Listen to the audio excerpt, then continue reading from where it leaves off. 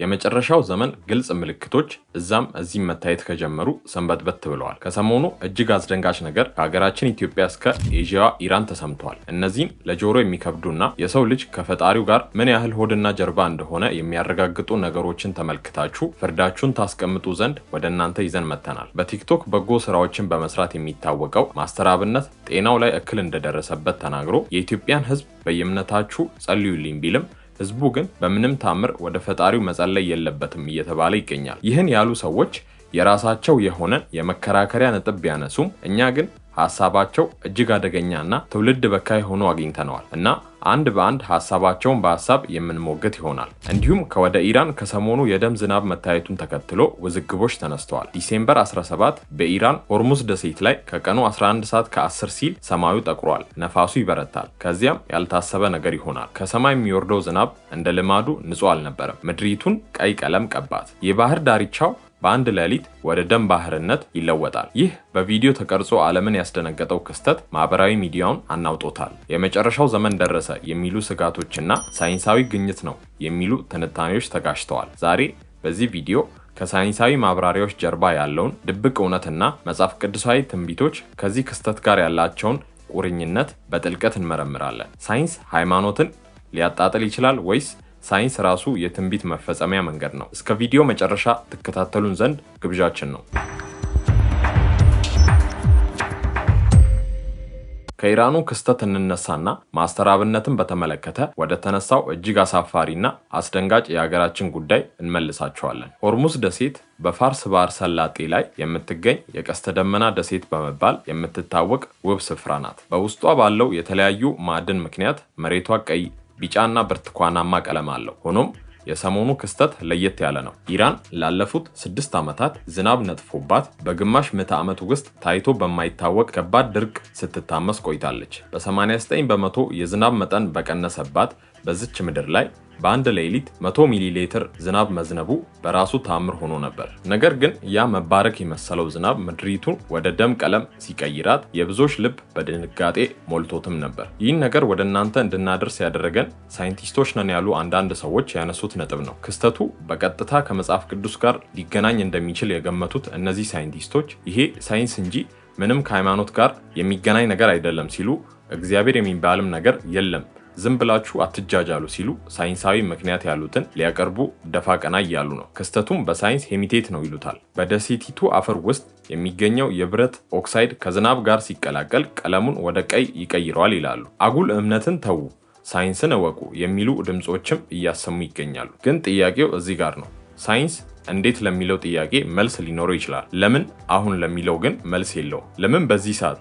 ለምን ከከባድ ድርቅ በኋላ? እና ለምን በትክክል መጽሐፍ ቅዱስ ደም፣ እሳትና የጢስ ጭጋግ ብሎ በጠቀሰው የመጨረሻው ዘመን ምልክቶች ዋዜማ ላይ ብዙዎች ሳይንስን በመጥቀስ ሃይማኖታዊ ትርጓሜዎችን ሊያጣጥሉ ይሞክራሉ። ነገር ግን አንድ እውነት መዘንጋት የለብንም። እግዚአብሔር በተፈጥሮ ሕግጋት ውስጥ ሆኖ ይሰራል። በሙሴ ዘመን ግብፅን የመታው መቅሰፍት አባይ ወንዝን ወደ ደም ሲለውጥ ሳይንሳዊ ምልክቶች ሊኖሩት ይችሉ ይሆናል። ነገር ግን ያ መከሰቱ መለኮታዊ ትእዛዝ መሆኑን አይሽረውም። መጽሐፍ ቅዱስ በኢዩኤል 2:30 ላይ እንዲህ ይላል፣ በሰማይና በምድር ድንቆችን አሳያለሁ፣ ደም፣ እሳትና የጢስ ጭጋግ። በዮሐንስ ራእይ ምዕራፍ 8 ላይ ከደም ጋር የተቀላቀለ በረዶ ከሰማይ እንደሚወርድ ተጽፏል። ሳይንስ ማዕድን ነው ይላል። መጽሐፍ ቅዱስ ደግሞ ምልክት ነው ይላል። ማዕድኑ በዚያ መኖሩ አዲስ አይደለም። ለሺህ ዓመታት በዚያ ነበረ። ነገር ግን ያ ማዕድን እንደሚሟሟና የደም ባህር እንዲፈጠር ያደረገው ዝናብ በታላቅ ድርቅ መካከል እንዲመጣ መደረጉ የአጋጣሚ ጉዳይ ብቻ ሊሆን አይችልም። ሰማይ ለሰው ልጅ ምልክት ሲሰጥ በምድር ላይ ያለውን ግዑዝ ነገር እንደሚጠቀም ለማወቅ ምሁር መሆን አይጠበቅብንም። ይህ የደም ዝናብ ለኢራን ብቻ ሳይሆን ለዓለም የተሰጠ ደውል ነው። በቴክኖሎጂና በሳይንስ መምጠቅ የሰው ልጅ ሁሉንም ነገር እንደተቆጣጠረ እንዲሰማው ቢያደርግም ተፈጥሮ ግን አሁንም በእግዚአብሔር እጅ እንደሆነች እያሳየች ነው። በሃይማኖቱ በኩል ያሉ አንዳንዶች ማለቂያ የሌለው ሐዘን ማብቂያ ሲሉ፣ ሌሎች ደግሞ የቁጣ ምልክት ይሉታል። ምንም ይሁን ምን ምድር እየጮኸች ነው። ደም የህይወትም የሞትም ምልክት ነው። ይህ ዝናብ ምድሪቱን ቀይ ሲያደርጋት የሰው ልጅ ወደ ልቡ እንዲመለስና ፈጣሪውን እንዲያስብ የተላከ ሰማያዊ መልእክት መሆኑን ማስተዋል ያሻል። ሳይንስ ነገሮችን ሊያብራራ ይችላል፣ ትርጉም ሊሰጣቸው ግን አይችልም። ትርጉሙ የሚገኘው በእምነት ውስጥ ብቻ ነው። የሆርሙዝ ደሴት ቀይ ዝናብ አልፏል። ምስሉ ግን በታሪክ መዝገብ ላይ ተጽፏል። ሳይንስና ሃይማኖት ተጻራሪ አይደሉም። ይልቁኑ ሳይንስ ፈጣሪ የፈጠረውን ድንቅ አሰራር የምንረዳበት መነጽር ነው። ነገር ግን መነጽሩን ብቻ እያደነቅን የሚታየውን ታላቅ ምልክት እንዳንስት እንጠንቀቅ። ምልክቶቹ እየታዩ ነው። ሰሚ ካለ ይስማ። የሚመጣው ዘመን ደግሞ ምን ይዞ የሚመጣ ይሁን? ውድ ቤተሰቦቻችን እናንተስ ስለዚህ የደም ዝናብ ምን ታስባላችሁ? አስተያየታችሁን ከስር አስፍሩልን እያለን በአገራችን ወደ ተመለከትነው እጅግ አሳፋሪ ነገር ደግሞ እንመልሳችሁ። በብዙዎች ዘንድ የሚታወቀውና ከ5 ሚሊዮን በላይ የቲክቶክ ተከታዮች ያሉት ማስተር አብነት ከሰሞኑ በቪዲዮ ብቅ ብሎ መታመሙን ገልጾ ይህን መልእክት አስተላልፏል። መታመሜን ሰምታችሁ በጣም ብዙ ሰዎች እየተጨነቃችሁ ነው። መታመሜን የነገርኳችሁ እንድትጨነቁ ፈልጌ ሳይሆን እንድትጸልዩልኝ ስለሚፈልግ ነው። እንግዲህ ይህ ሰው ከህዝብ ምንም አይነት የገንዘብ ድጋፍ እንደማይፈልግ በመግለጽ ሁሉም በየእምነቱ ጸሎት እንዲያደርግለት ይጠይቃል። ይህን ጊዜ ይህ በምስሉ ላይ የምትመለከቱት ሰው መጥቶ የሚናገረውን እጅግ አሳፋሪ ነገር አድምጡ። ታምም ያለው ጸልዩልኝ አለ ማስተር አብነት። እንዴ ለምንድነው ማለት ሁላችሁም የእምነታችሁ ጸልዩልኝ ማለት ምን ማለት ነው? አንዱ ቢስት አንድ አይሱትም ነው? ይኸውልህ አንተም የምትጸልየው ሌሎችም የሚጸልዩ ጩኸት እንጂ ምንም አይነት ውጤት አያመጣም። በጣም በጠና ከታመምክ ብር ከሌለህ ብር ስጡኝ ነው የሚባለው። ብር ካለህ ደግሞ ሂደህ መታከም ነው ያለብህ። በሽታ በህክምና እንጂ በጸሎት አይደለም። ውሸት ነው። ማንም ድኖ አያውቅም።